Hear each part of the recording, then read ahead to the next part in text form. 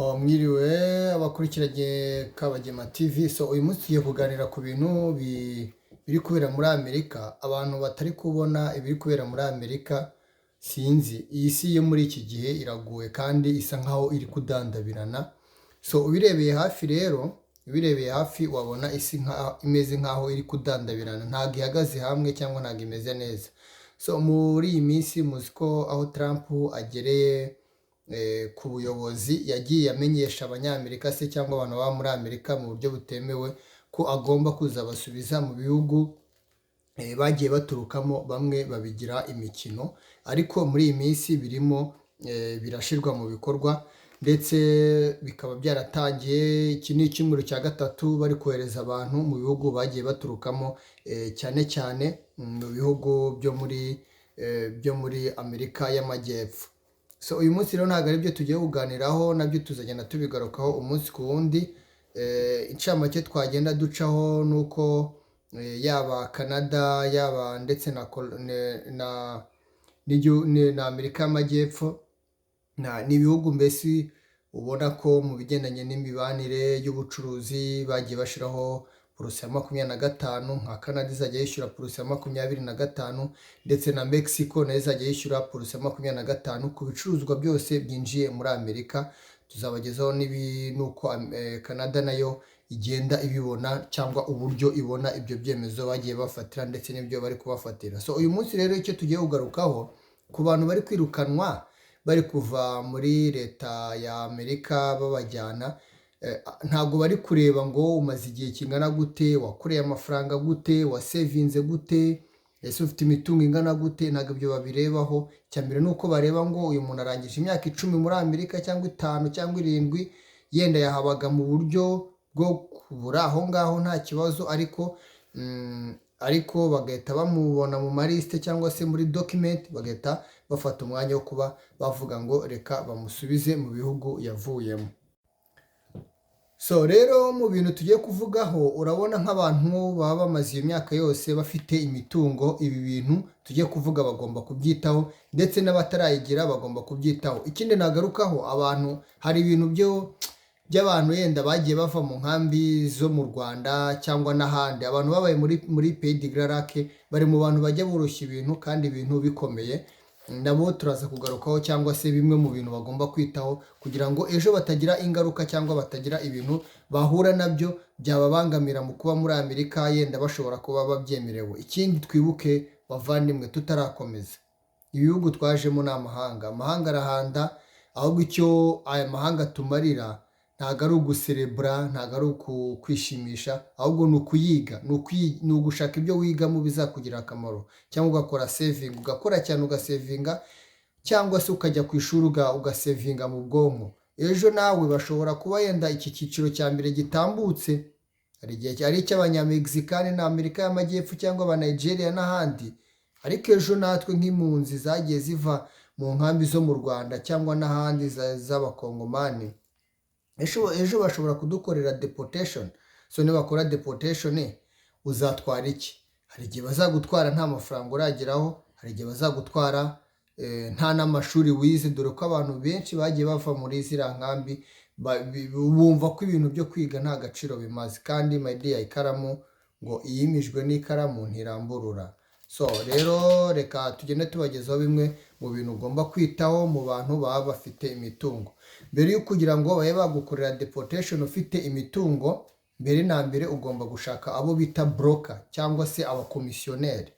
Muri Amerika babita aba broker, ariko muri Afurika babita abakomisiyoneri. Broker rero icyo agufasha ni ukuba yagushira ku ma website cyangwa se ku ma site, baba banafite nabo amasite acuruza amazu cyangwa acuruza bimwe mu bintu bigiye bitandukanye. Sadepa nibyo na departema y'ibintu bacuruza, kuko ibintu byinshi hano muri ibi bihugu bicururizwa kuri internet. Ushaka muri abo ba broker, akaba yafata inzu yawe akayishyira ku masite yabo bakayicuruza.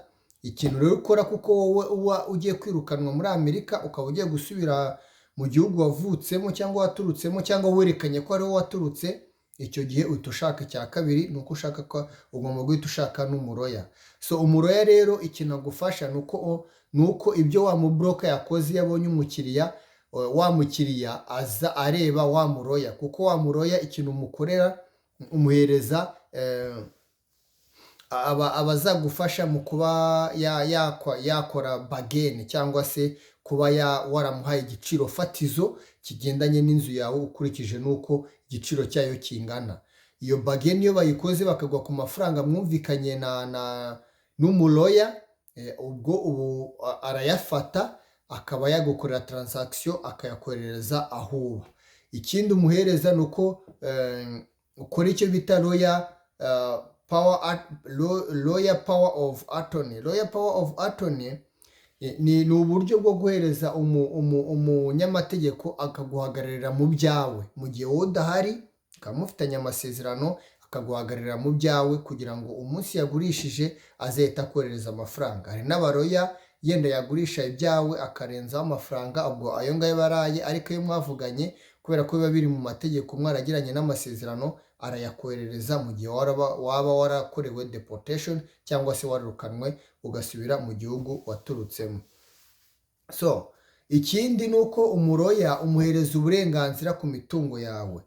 Uburenganzira ku mitungo yawe rero ni uko aba agomba kuba umuhereza nimero de konti yawe, ukamuha amapassword yawe, ukamuhereza bimwe mu bintu byose biranga nimero de konti yawe, kugira ngo umunsi yafashe yaba yabonye amafaranga agomba guhita aza kuri ya konti yawe, akaba ariyo muntu wemerewe kwinjira muri iyo konti yawe, byose akaba yayabikuza agahita yakohereza muri cya gihugu cyawe bamaze kuba bakugezamo. So ikindi rero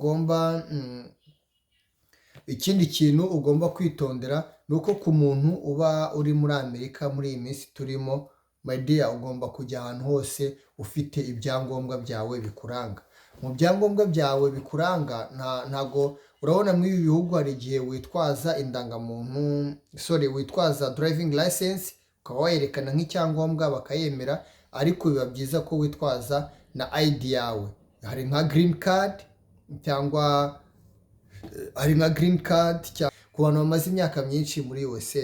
Ibyo bintu ugomba kubyubahiriza ku buryo ahantu hose ugiye ugomba guhita ugomba kuba uzi ko ibyangombwa byose ubifite ku mufuka, kuko hari benshi muri iyi minsi kabone n'ubwo wenda batakujyana ariko bagukereza. Hari igihe bagukereza ugasanga yenda baragufashe bagusanya icyangombwa kimwe, bikaba ngombwa kujya gutumizaho ikindi mu buryo bukerewe kandi wari guhita ujya no mu kazi.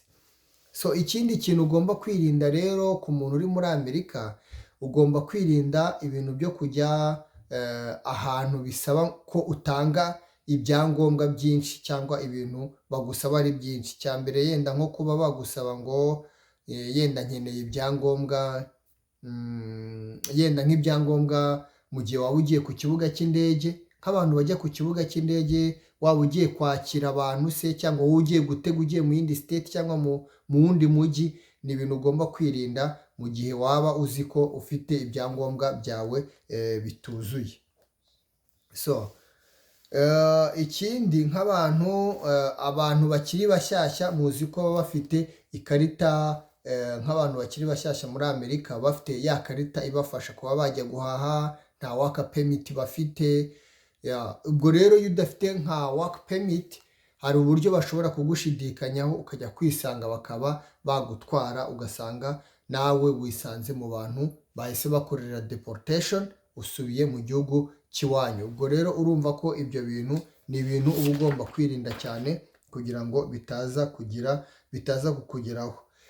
Ikindi kintu abantu bagomba kwirinda, urabona muri ibi bihugu hari abantu baba bafite utuntu tw'udukosa duto duto, kandi muri iki gihugu udukosa duto duto baraturikodinga, biba muri record z'ibyangombwa byawe, ku buryo iyo werekanye ibyangombwa byawe bagashyira muri mashini, hazaho imyirondoro yawe, hagakurikiraho amakosa yawe, hagakurikiraho amacertificate y'ibintu wagezeho, hagakurikiraho n'amakosa yawe. So mu rwego rwo kwirinda ibyo bintu, nk'abantu bafite amakosa, hari nk'abantu yenda baba barakoze amakosa mu muhanda, hari nk'abantu baba barafunzwe, hari nk'abantu yenda baba barahuye yenda n'ibibazo byo kurwana mu mihanda cyangwa se muri quartier bikaba byaranditswe, icyo gihe nabyo bishobora kuba bitewe n'uwo uriwe cyangwa na CV yawe, bitewe n'uko uri umuntu mushya muri Amerika cyangwa utaramara igihe, nabyo biri mu bintu bishobora kuba byakwafekita, ukaba waba umuntu wakorerwa deportation ukasubira mu gihugu cyawe. So urumva rero ni ibintu byaba bibabaje mu gihe baba bagusubije mu gihugu cyawe kubera ko utitaye kuri ibyo bintu by'ingenzi tugiye tubabwira. Ikindi rero ngiye kugarukaho nshuti zanjye, ngewe kuri Kabagema TV hari ibintu niyemeje cyangwa se bituma narafunguye no YouTube channel. Burya ngo nk'uko nsanzwe mbivuga, ijya kurisha ihera ku rugo. So kuba abantu benshi yenda tuziranye nabo twabanye mu buzima bw'inkambi, njye ntabwo mbyihakana kuko turi icyo turi abo turi bo, ntabwo twabyihakana. So urabona nk'abantu yenda bagiye baba mu nkambi, hari ibintu tujya tugira byo kuvuga ngo nta ribi nta birenze. Mu bintu rero ugomba kwitaho mbere yo kugira ngo mw'ibi bihugu, niba uyu munsi bari kwirukana abantu babasubiza mu bihugu byabo, why not twebwe, cyangwa se wasanga natwe ejo ari twe tuzagerwaho? Ese kwirinda ibi bintu ejo bitazatugeraho twakora iki? Ikintu nababwira cya mbere twakora, ku bantu bari hano bari muri Amerika cyangwa bari no muri Canada cyangwa bari hirya no hino b'inshuti zanjye bazi ko bagiye bava mu bihugu byo hanze muri Afurika bavuye mu nkambi, uzi ko twamaze igihe kinini nta n'ikintu dufite. So ikintu ugomba kwitaho, niba uri mu kazi kora cyane, wige gusevinga. Ntabwo ari igihe cyo gukora style, ntabwo ari igihe cyo kwambara neza. Ikindi kintu cya kabiri, ku bantu bakiri batoya se cyangwa niyo waba uri mukuru, ku bantu bagifite ubushobozi bwo kuba babona moyen cyangwa umwanya wo kujya ku ishuri, jya ku ishuri ubone yenda izo mpamyabushobozi, izo mpamyabumenyi, ku buryo ejo bagukoreye na deportation ukaba wasubira mu gihugu cy'iwanyu, wagira ahantu hera uhereye ku mafaranga wasevinze cyangwa uhereye ku bumenyi wafatiye muri ibi bihugu. Ikintu nabonye muri ibi bihugu, kuba wabakirana ni ibintu bigoye cyangwa se bisa nkaho bigoranye cyane.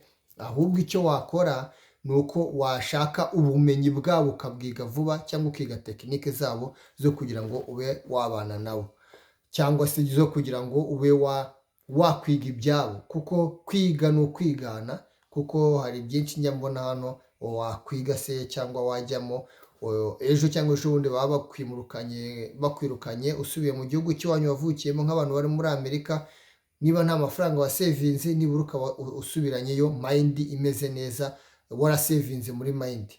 Ibaze rero utarasevinze muri mind ngo ntujye ku ishuri cyangwa se ntusevinge no ku mafaranga, iyo usubiye hariya abo uhasanze bahita uba iciro ry'imigani, baravuga ngo dore wa muntu wabaye muri Amerika. Kandi urumva ko ibyo byose aba ari twebwe tuba tubyiteye. Rero nshuti za Kabagema TV, n'ubundi ndabakunda ni ku mutima cyane. Icyo mbasaba cyane ni gukora subscribe, ugakora comment. Ciao ciao, turabakunda.